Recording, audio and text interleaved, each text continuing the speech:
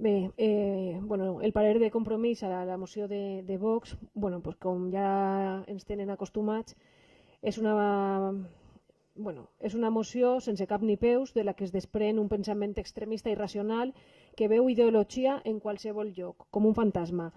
Es dedica a buscar culpables també en qualsevol lloc, fins i tot en els socis amb qui governen, perquè no sols té crítiques per a l'esquerra, sinó que també està en contra de la postura del PP europeu i del seu vot a favor del pacte europeu.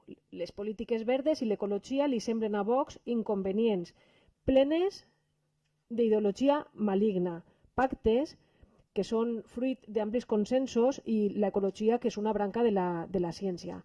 Qualsevol dia que ploga o que hi hagi sequera o que diguem que plou o que n'hi ha sequera també diran que és ideologia. Però ¿y qué podem esperar d'esta esmena a la totalitat? Pues res. Cap ni una solució fins al punt que la proposta, la seva proposta, la proposta dels acords que porten, du una qüestió en la que sembla que coincideixen quasi totes les nostres mocions d'avui, que és la de limitar l'accés als nostres mercats de productes que no complisquen les garanties fitosanitàries exigides per la Unió Europea, que aquesta és la 5 de la seva moció. I això contradiu la de derogar les mesures del Pacte Verd Europeu que comporten precisament limitar l'ús d'uns químics, pesticides i fitosanitàries que Vox reivindica. Aquesta és la seva proposta 2. Aleshores, és una moció que sols aporta demagògia i li diré en castellà, senyor Villanueva, obras son amores.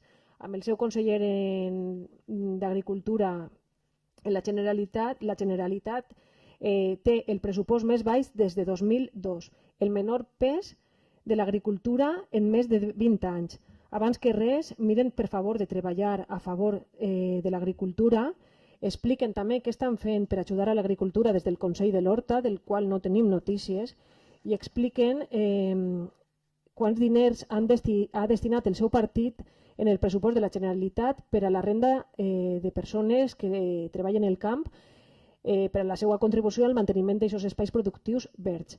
No vaig a ser que no hagin previst ni un euro perquè totes aquestes inaccions sí tindrien unes conseqüències catastròfiques per als llauradors i llauradores. El nostre vot és rotundament en contra, clar.